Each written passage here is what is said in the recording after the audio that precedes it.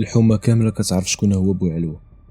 بوعلوه كان هو الصدق في الحومه، جايبها طول وقلده وقباحه، ديما داخل خارج الحبس بسبب سلوكاته الاجراميه، ديما كيجريس صحاب الحومه وتابع عيالات الدرب وكيجسس عليهم من السراجم ديال ديورهم. هادشي كامل كان بنادم كيتوقعوا من واحد حمق، وحمق بسبب واحد الشهاده خرجها ليه الطبيب فيها باللي مريض عقلي، واخا ما كانش باين فيه هادشي. كما قلت لكم هادشي كامل كان كيتوقعوا من بوعلوه، ولكن الفعل اللي دار ما كان حتى شي واحد كيتوقعها. دار اغرب واخطر جريمه في الثمانينات. المهم نجيكم غير درجه درجه. بوعلوه كان داخل خارج للحبس، كان كيدخل وكيخرج بالزربه، كانت سبته هي مريض نفسي، شهاده خداها سنوات قديمه كان كيبرر بها فعله. كان الا دار شي كارثه كيحيد حوايجو كاملين وكيبدا يدور في الزنقه عريان.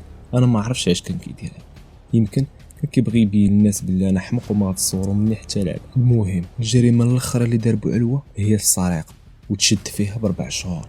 وفي هاد 4 شهور وصلته واحد الخبار خربقات له واحد البروغرام كان غيديرو مور ما يخرج من الحبس. الخبار اللي وصلته هي بنت اختو دابزات مع راجلها وواقفين على الطلاق. هاد الخبار ما عجباتوش وجلس كيفكر في هاد 4 شهور كيدير فاش يخرج يجمع الشمل بيناتهم مره اخرى ويرد المراه لراجلها. وهذا الشيء عند بوعلوه ما كانش لحسن النيه ولا النبل ديالو، لا، بوعلوه كان حاط العين على خت راجل بنت اختو راجلها كانت عنده واحد اختو زوانه، وبوعلوه كان طايح فيها وقال الا مشاو حتى طلقوا العائلات غتولي بيناتهم عداوه، وفاش غنجي نخطب من عندهم غنتصرفط. وقال الحل الوحيد باش يصدق لي البلان ديالي هي نصلح بيناتهم. وداك الشيء اللي دار كيف خرج من الحبس مشى نيشان عند خالته، قال لها انت مرا كبيره وغيحشموا منك، دخل بخيط ابيض ورجع المراه لراجلها باش تسرحي لي حتى انا الطريق ونخطب البنت اللي باغي. خالته ما كانتش باغي وما موافقاش على هذه الفكره، ولكن ما قالتلوش لا وما قالتلوش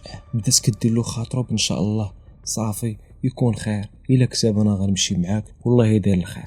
المهم رفضت بطريقه غير مباشره، وهذا الشيء اللي حس به بوعلوه كانت عنده واحد الموطور هزها ديمارا وقصد دار البنت اللي كيبغي. جلس في الاول مع خوها قالوا الله ينعس الشيطان ورجع لمرتك وصلحوا الجره، وحتى انا راني جيت طالب وراغب في يد اختك. المهم ديك الهضره ديال الصور موراها جلس مع باه وقال له راه جيت نصلح الجره بين البنت والولد ونجمعوا الشمل قبل ما يتفرتك الا بغيتي بطبيعه الحال وجات على خاطرك. الاب وافق في الاول، وفي التالي قال له بشرط غادي تصيط على امك تكون حتى هي هنايا، حيت هذا المشكل داخلين فيه حتى العيالات. وقال له ضروري تكون امك هنايا باش نتفاهموا ويتفاهموا العيالات بيناتهم ونحلوا هذا المشكل. وهو خارج من الدار تلاقى بالام ديال البنت اللي كيبغي في الباب وقالت له شوف ضروري تجيب امك حتى هي باش نقتلوا هذا المشكل هنا ونصلحوا بين العيالات. بوعلوه ما عجباتوش هذه الهضره ورجع لدارهم معصب. ماشي هذا الشيء اللي كان كيساير، 4 شهور كامله وهو كيخطط ضيعوا ليه كل شيء. دمر موطورو ورجع معصب لدارهم وكيسب في الطريق. وصل الحومه لقى شي دراري مجموعين في راس الدرب وهو ينوضها معاه، ومر مسيره طايفه مشى للدار دخلوا لقى ناعسه في بلاصتها، مشى حتى هو لبلاصتو وبغى ينعس. بوعلوه كان كينعس غير بالكينات، وهذا النهار ما ضربش حسابه وما كانش عنده الدواء، بقى متكي بلاصتو وكيتقلب من جنب لجنب والو ما داهش الناس. مو ضربات رفيق جات تطلع عليه بان لها ولدها ماشي هو هذاك كيدخل ويخرج في الهضره على الراس.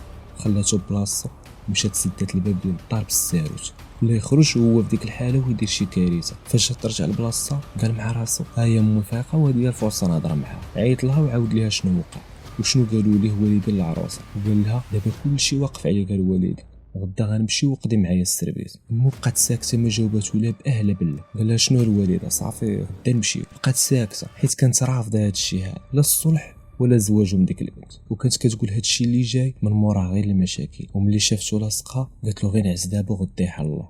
قال لها لا والو دابا ترسي معايا الوالد غدا نمشيو. امو فاش شافتو لاصقها وغادي يدير لها المشاكل جات خارجه تحل الباب باش تعيط على خوه حيت عندها ولد اخر مزوج وساكن غير حداها النيت في الحومه. بوعلوه ما بغاش وشدها بالقوه من يدها، بقات كتعافر معاه حتى قدرت تهرب له بين يديه وحلات الباب. فاش جات خارجه ضربها بديريكت لوجهها طيحها. فاش طاحت امو في الارض جات حدا رجليه وعضاتو من رجليه، تما بدا هو كيضربها بالركل وهي كتوجع، وفي التالي جمع يديه اليمنيه وضربها بديريكت لوجهها سخفها حيت كانت مرا كبيره في العمر وضعيفه. موراها هزها ولاحها على الارض وبدا كيركل فيها في كرشها وظهرها وصدرها خلى فين ضربها. امو كتوجع بالحريق ديال الضرب. باش يصفيها لا في مره جات عينو على الكاسك ديال الموتور ديالو، هزو وبدا كيضربوا بها لوجهها حتى ماتت في البلاصه. تمددات جثه هامده والدم ملطخ على وجهها. بوعلوه بدا كيشوف داك المنظر ومستغرب داك الشيء اللي دار. بدا كيقول مع راسو ناري شنو درت. بوعلوه بدا كيفكر شنو يدير، خاف يقولها لخوه وتكون عنده شي ردة فعل خايبه ويصدق مشوه معيط على البوليس. تلف ما عرف ما يدير. شويه دار داكشي اللي موالف كيدير مور اي كارثه كيدير، حيد حوايجو وخرج للزنقه عريان وقصد دار المؤذن الحومه. هرس عليه الباب ودخل وهز له العصا ديالو بغا يقتلو بها. المؤذن واخا كان راجل كبير في العمر بدا كيتنازع هو وياه على ديك العصا وقدر يحيدها له من يدو وبدا كيغوت حتى تجمعوا الدراري ديال الحومه. فاش حضروا الدراري ديال الحومه كتفوا بوعلوه واخا هكاك ما سكتش وبدا كيقول لهم خليوني نقتلو، ديما كيصدعني بالاذان ما كيخلينيش ننعس. الجيران عيطوا للبوليس وقبل ما يوصلوا بدا كيقول بوعلوه للفقيه سير صلي على امي راها ماتت سير. فاش جاو البوليس قال لهم راه قتلت امي قولوا له يمشي يصلي عليها. البوليس ما داوهاش فيه، قالوا هذا راه يمكن غير حمق، ولكن فاش شافوا الدم في رجليه شكوا في هضرته. فاش مشاو للدار لقاو ميته جثه هامده. هذه كانت قصه حقيقيه للمجرم علاوي الملقب بوعلوه.